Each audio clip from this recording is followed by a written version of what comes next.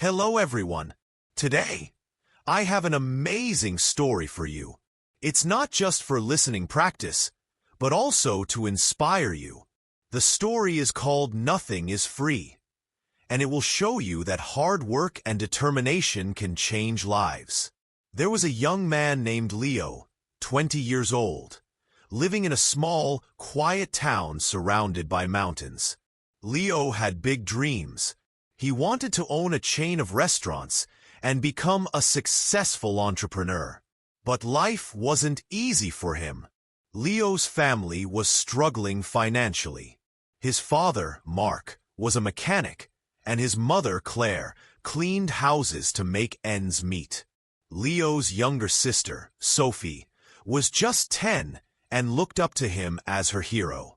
One cold evening, Leo sat outside his small house, staring at the stars. He whispered to himself, "I want to give my family a better life, but how do I start when we barely have enough to survive?" The next day, Leo shared his dreams with his father. Mark sighed and said, "Leo, dreams are not free. If you want something, you have to fight for it. Start with what you have, even if it's small." Leo thought deeply about his father's words. Then an idea struck him. He noticed that in his town, people loved fresh bread, but had to travel to a bakery far away. He decided to start selling fresh bread locally. But there was a problem. Leo had no money to buy the bread. He decided to take a chance and approach the bakery's owner, Mr. Anderson. Leo walked miles to meet Mr. Anderson, a grumpy old man who rarely trusted anyone. With confidence, Leo said, "Mr. Anderson, I want to sell your bread in my town, but I don't have money to buy it up front. Can you trust me for 1 week? I will sell the bread, return your money, and keep a small profit." Mr. Anderson raised an eyebrow and asked, "And why should I trust you, young man?" Leo replied firmly, "Because I am determined, and I will work hard to prove myself." After a long pause, Mr. Anderson said, "All right, I'll give you bread for 1 week. If you fail to pay me back, don't bother coming here again." Leo was thrilled. Early the next morning, he carried the bread back to his town and set up a small stand near the park. He greeted every passerby with energy and a smile, saying, "Fresh bread, warm and delicious." At first, people were hesitant. They didn't know if the bread was good, but Leo offered free samples and soon had his first customer. By the end of the day, he had sold all the bread and made a small profit.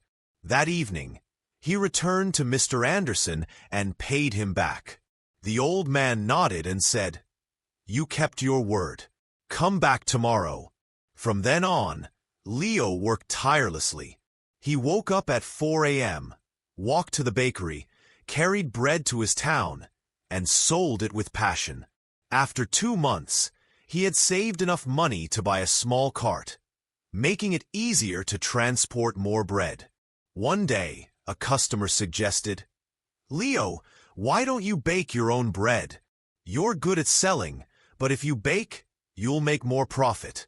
This idea excited Leo, but it also scared him. He had never baked anything in his life.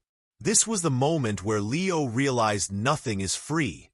Not success, not knowledge, not growth. "If I want to succeed, I must take risks and learn," he thought. Leo couldn't stop thinking about the idea of baking his own bread. If he could bake, he wouldn't have to rely on Mr. Anderson, and his profit would grow. But there was one big problem. He didn't know how to bake. Leo decided to ask Mr. Anderson for help. The next morning, after delivering his payment, Leo said, "Mr. Anderson, can you teach me how to bake?" The old man frowned. "Why should I teach you? If you bake, you won't buy from me anymore. That's bad for my business." Leo looked at him and said, "You're right, but I won't forget the man who gave me my first chance. If I succeed, I'll make sure to help your bakery too." Mr. Anderson thought for a moment, then said, "Fine, but baking isn't easy. It takes time, patience, and hard work. If you're ready for that, I'll teach you." The lessons began early the next morning. Leo arrived at the bakery at 3 a.m. before the sun was up. Mr. Anderson showed him how to mix flour, knead the dough, and bake it perfectly. At first, Leo struggled. His hands hurt from kneading, and his bread came out too hard or too soft. One day, after ruining another batch of bread, Leo sat down, feeling defeated. He said to himself, "Maybe I'm not good enough for this. Maybe I should give up." But then he remembered his father's words, "Dreams are not free." He realized that every mistake was teaching him something new. Giving up was not an option. The next day, Leo went back to the bakery with even more determination. He practiced every single step carefully. Slowly, his bread started improving. After 2 weeks, Mr. Anderson handed him a loaf and said, "This is perfect, Leo. You're ready." Leo was overjoyed. He rented a small oven and began baking bread at home. His family was amazed by his hard work. Sophie, his little sister, helped him pack the bread, and his mother made tea for him while he worked late into the night. Soon, Leo wasn't just selling bread. He started making cookies and pastries too. People in the town loved his products. They said, "Leo's bread tastes better than anything we've had before." But success wasn't easy. One day, a new bakery opened in the town, run by a young man named Eric. Eric had a big fancy shop with colorful signs and decorations. People were curious and started buying from him instead. Leo noticed his sales dropping. He felt scared. What if he lost everything he worked so hard for? But instead of panicking, Leo decided to improve. He listened to his customers and asked, "What do you like about Eric's bakery? What can I do better?" Some said Eric's shop looks clean and pretty. Others said his cakes have beautiful designs. Leo realized he needed to grow not just as a baker, but as a businessman. Using his savings, Leo painted his cart, added bright decorations, and started offering free samples of his new pastries.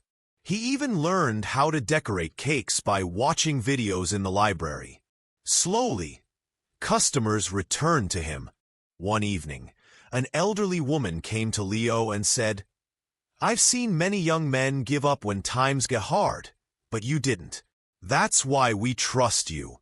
Her words filled Leo with pride. Months passed, and Leo's business grew. He saved enough money to rent a small shop. It wasn't as big as Eric's, but it was warm and welcoming. He named it Leo's Fresh Bakes. Every morning, he woke up before sunrise, baked fresh bread, and opened his shop with a smile. His parents and sister helped him. Sophie, now 11, loved talking to customers, and Claire managed the accounts. But Leo knew this wasn't the end of his journey. He wanted to reach more people, make his family proud, and prove to himself that anything is possible with hard work. Leo's Fresh Bakes was becoming the heart of the town. People loved his fresh bread, cakes, and pastries. Business was growing, and his family was proud of him. But life wasn't done testing Leo. One stormy night, as Leo was closing his shop, he noticed smoke coming from the bakery. He rushed inside and saw that a small fire had started near the oven. He quickly grabbed water and managed to stop the flames, but much of his equipment was damaged. The next morning, when the townspeople heard about the fire, they came to check on him. Some said, "Oh no, what will Leo do now?" Others whispered, "Maybe this is the end for him." Leo felt heartbroken, but not defeated. He stood outside his bakery and said, "This is just a challenge. I've faced struggles before, and I will face this too. I won't give up." He took a deep breath and began making a plan. He calculated how much money he had saved and realized it wasn't enough to replace all the equipment. For a moment, fear crept in, but Leo remembered his journey. How he started with nothing but a dream and hard work. Instead of sitting and worrying, Leo asked for help. He approached Mr. Anderson, who had retired, and said, "Sir, I need advice. What would you do if you were me?" Mr. Anderson smiled and said, "Leo, you already know the answer. You've taught yourself that nothing is free. Work harder, believe in yourself, and people will believe in you too." Inspired, Leo decided to rebuild. He didn't wait for someone to rescue him. He started baking at home again with the little equipment he had left. He told his customers, "I won't let you down. I'll keep serving you, even if it's just a small amount for now."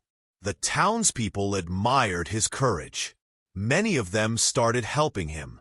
Some donated ingredients, others gave small amounts of money, and a few offered their time to help him clean and repair the bakery. Leo realized something important. When you work hard and never give up, people notice. They want to help someone who helps themselves. After months of hard work, Leo reopened his bakery. It was better than ever. He painted the walls, added new decorations, and even introduced new items like cupcakes and muffins. His customers were overjoyed. On the day of the grand reopening, the town's mayor came and said, "Leo, you are a true inspiration. You've shown us all that with determination, anything is possible." Leo stood in front of the crowd and said, "I want to thank each one of you. You've taught me that nothing in life is free. Not success, not respect, not love. Everything must be earned with hard work, patience, and persistence. Never let failure stop you. Every challenge is just a step to something greater." From that day, Leo's bakery didn't just sell bread. It became a symbol of hope. People from other towns started visiting to meet the young man who never gave up. Leo's story teaches us that dreams are not free. They require hard work and sacrifice. Failure is not the end. It's a chance to learn and grow stronger. Help yourself first. When people see your effort, they will support you. Never give up. The darkest moments are often just before success. Leo didn't just build a bakery. He built a life full of purpose, respect, and pride. And so can you. Whatever your dream is, don't stop chasing it. Remember, nothing is free, but everything is possible.